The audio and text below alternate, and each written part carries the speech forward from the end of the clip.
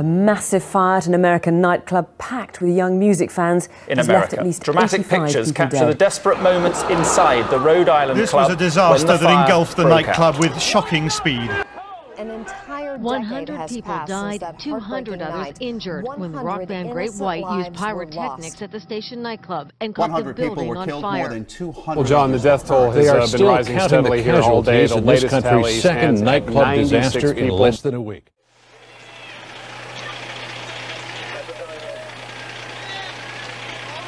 The Station Nightclub was in West Warwick, Rhode Island. One of those small, divey clubs you go to when you want to have a night out of your own head and sweat like crazy in a tight crowd of people. On February 20th, 2003, the rock band Great White was preparing to headline the show at the station that night. It was a Thursday night and people flooded through the doors that evening, ready to see a good show. The crowd stood by, watching the stage, the room full of anticipation. Finally, Great White takes the stage and starts their opening number, their 1991 hit, Desert Moon. 462 people were there that night. Little did they know, only 362 would make it out alive.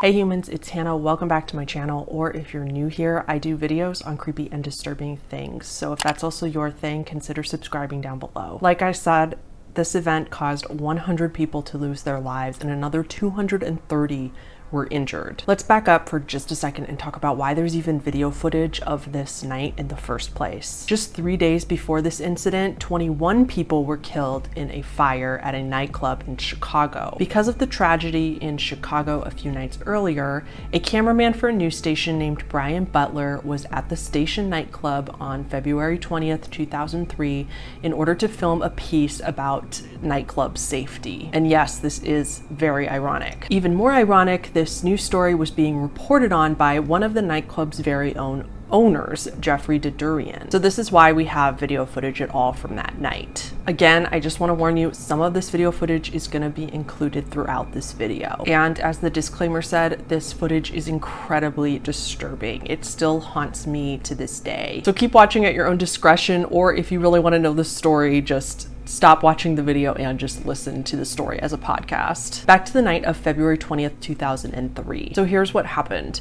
To make their shows more theatrical and exciting, the band Great White was known for using pyrotechnic effects during some of their songs. So here's the first really horrible thing that happened that night. The first of many. The band's tour manager, Daniel Bickel, set off pyrotechnics during the band's opening song. Problem number one, you have to be a licensed pyrotechnic in order to do this. Daniel Bickel was not a pyrotechnician. And even if he was a pyrotechnician, legally you still have to have fire extinguishers right there at the ready if you're gonna set pyrotechnics off. They didn't. Soundproofing foam covered the walls around the stage. This foam that they had in the club was highly flammable. So the pyrotechnics go off and pretty much instantly set this foam on fire. At first, people didn't even think anything of it. They just thought that these extra flames were part of the show. So that's the second really horrible thing that happened that night, is that this delayed the reaction of the people in the club because they didn't know it was an emergency. No one even understood at first that this was any kind of situation, and so they lost precious seconds of escape time. Even in the footage, the lead vocalist of the band can even be heard saying very calmly, "Wow, that's not good," when he sees the flames.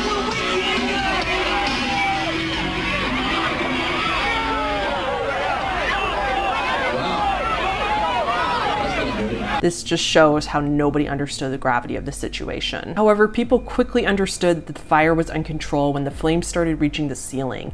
The entire club was just covered in smoke very, very quickly. So here's the third really horrible thing that happened that night. The material of the foam. It wasn't just foam, it was two-layer foam. One of the layers of the foam was called urethane, and this material is extremely easy to ignite, very highly flammable. Then we have the other layer of the foam, which was polyethylene. It's harder to ignite, but once it is ignited, it's pretty much a poison. Once it's ignited, it pretty much instantly releases carbon monoxide and hydrogen cyanide gases. Inhaling even a few breaths of this can cause loss of consciousness and death. So the odds are just already stacked against everybody. Now we'll get to the fourth really horrible thing that happened that night. There were 4 exits throughout the nightclub, but most people tried to leave through the entrance that they came through. I'd like to interrupt the program to give you a fun safety tip. Did you know that it's actually really common for people to head back to the exit in which they entered the building in the first place? So when there's an emergency and they're trying to flee, just psychologically, it's our instinct to go back to where we entered. So when you go anywhere that involves being inside, it's always a really good idea to look around and take a very intentional note of all your exits. Look at the one that's closest to you and think, if there was an emergency, where would I go instantly? Okay, public service announcement over. Let's get back to the story. So things are just getting worse and worse at the Station Nightclub. Now there's this stampede that blocks this one exit that everybody entered through, and it quickly gets blocked completely. This causes the first few deaths and injuries just by this stampede alone. Now you may be wondering how this happens, and that's kind of what I thought when I first heard about this story. Especially if you've never been in a situation like this, you may be thinking how on earth they clogged an exit. Why wouldn't everybody just get shoved through and eventually pile out?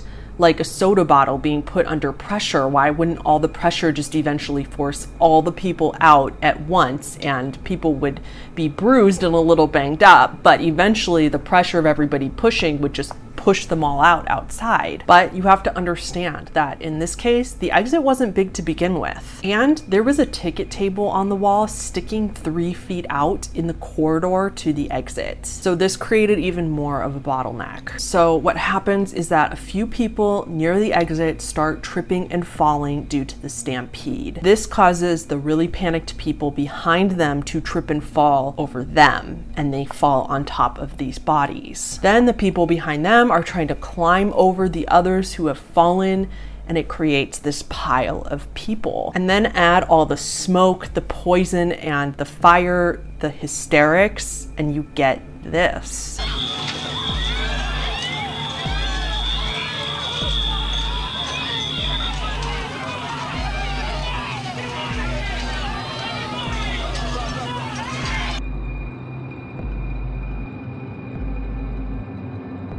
Awful, right? So that brings us to the 5th really terrible thing that happened that night. Remember how I said there was 462 people in the club that night? Well, the max capacity was actually only 404. And it would only be 404 if all of the tables and the chairs were all pushed to the side and it was completely clear, which it wasn't. And even if you did have all this, if 404 people were there, legally you had to have a fire marshal present. So the maximum capacity is actually lower than 404. The owners of this club had been known to advertise the capacity as 550. So to them, 462 was no big deal. So the odds were just stacked against everybody. All the circumstances surrounding this night were just bad. Here's the 6th horrible thing.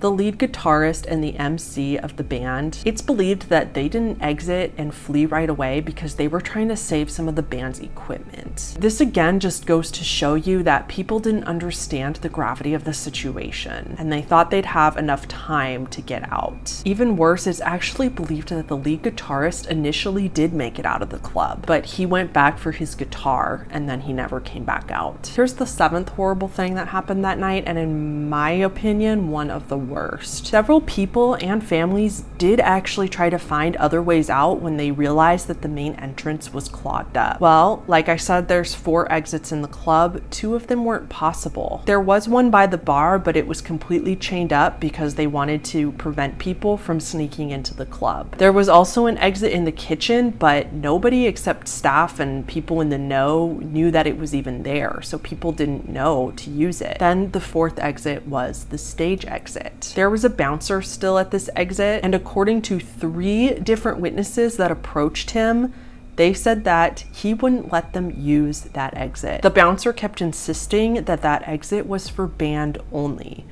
even though the entire club was going up in flames. Now, I don't know if this bouncer just didn't know what was going on at the main entrance, he was a murderous asshole, or just an idiot, but I cannot think of one good solid reason for him reacting like this. I don't care if somebody lit a candle. If people are feeling unsafe and want to leave immediately, they should be granted permission to do so. They have the right to leave as soon as possible. I believe that way more lives could have been saved this night if people were leading others to different exits. One of these witnesses had to break and flee out a window after the bouncer refused to let him leave through the stage door. Another witness said that this bouncer was herding everybody to the main entrance where it was clogged up, and this witness's father, who was with him, told the bouncer, "The place is on fire, you idiot," and raced through the stage door anyway. According to one of my sources, at least one person died because of this bouncer's negligence. However, to be fair, it does seem like this was just one of the bouncers. Reportedly, all the other bouncers in the club were doing everything they could to get people out. So there's just chaos and bodies and burning everywhere. This seems like a long story and like lots of time has passed at this point, but overall, the club was up in flames within 5.5 minutes of the pyrotechnics being set off. 5.5 minutes, the entire building was on fire. Exactly 100 people died. 96 of those people were trapped in the club and died there. 4 others survived, but they died later in the hospital. And like I said, another 230 some were injured. And I would argue that everybody was injured because of the psychological damage. So here's the aftermath. The band manager that set off the pyrotechnics in the first place, Daniel Bacall, he actually pled guilty to 100 counts of involuntary manslaughter. And he did this even though his lawyer advised him against it. He was only 26 years old at the time. And while yes, there was extreme negligence on his part, I think the fact that he took full responsibility for all those lives is honorable. He had done it many times before and it went off without a hitch. He didn't know about the foam being flammable, and he didn't go in there with the intention of hurting anybody. From what I've read, most of the families actually don't see the band manager as an evil person. A lot of them forgave him because he was the only one responsible for the situation that actually took accountability. Many of the families were actually in favor of Daniel Bacall getting parole because they knew that he was not a danger to society. And due to his taking accountability, they feel like he had been punished enough. He was sentenced to 15 years in prison, but he was released on parole in 2008, which means he only served a few years of his sentence. Now, everybody else in this situation was refusing to take responsibility. The owners of the club, Michael and Jeffrey DeDurian, went to trial. At first, you may be wondering why they went to trial at all when they seemingly didn't have anything to do with the actual fire itself, but the following information may change your mind. Apparently, legally, they were supposed to have a sprinkler system in the building. If they had had a sprinkler system, this would have given enough time for everyone to escape. However, a sprinkler system would have cost the owners about $39,000 to install. They avoided legally putting in the sprinkler system due to grandfather clauses and technicalities.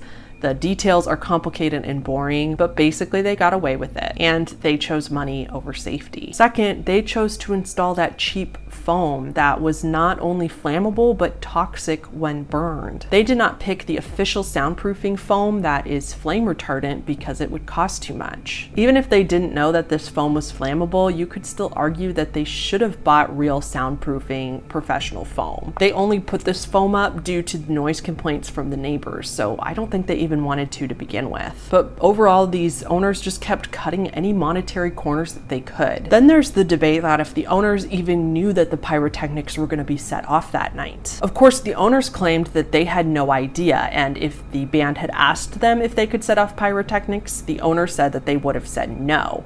However, the lead singer was giving interviews before the show saying that pyrotechnics were going to be set off. So they were talking about it publicly beforehand. Not only that, but the band manager did have a history of asking the venues before they set the pyrotechnics off. They would ask for permission. And for the venues that said no, The band had been known for complying with that and not doing it. Daniel Bickel, the band manager, says that he asked Michael Dudurian, one of the owners, over the phone, and that Michael Dudurian had said yes, but of course we don't have proof that this conversation happened. What we do have proof of is that Daniel Bickel had a laptop with a spreadsheet in it. The spreadsheet did have checkboxes indicating whether or not the venue said yes or no to pyrotechnics. The Station Nightclub was marked yes. They actually did a forensic analysis of his computer after the event and determined that Daniel had not tampered with the computer after the fire happened. So they're pretty sure that he had talked to the owners. That, coupled with the fact that Daniel Bickel was the only one willing to take responsibility for all these deaths and wanted the punishment that came with it. So it's just really hard to believe that the owners didn't know. It sounds more like the owners were just trying to cover their own like they had in the trial over everything else. We already know that the owners would cut corners to save money, and they were stuffing more people into the club than legally allowed to. Then at the trial, they didn't want to take any responsibility and kept making excuses. So all in all, I personally believe that they did know about the pyrotechnics. Overall, everything that could have gone wrong that night just did. No one wanted anybody to die, but it was just a whole mess of negligence that added up to the worst possible outcome. So we did fortunately learn some lessons that helped us with nightclub safety in future events. But it's really sad that this only seems to happen after innocent lives are taken. So just remember, anytime you go anywhere, just check your exits. As always, thank you guys so much for watching, especially if you made it to the end. Please leave me a comment down below on what you think. Subscribe to my channel if you want more videos on disturbing things, and I will see everybody in the next one.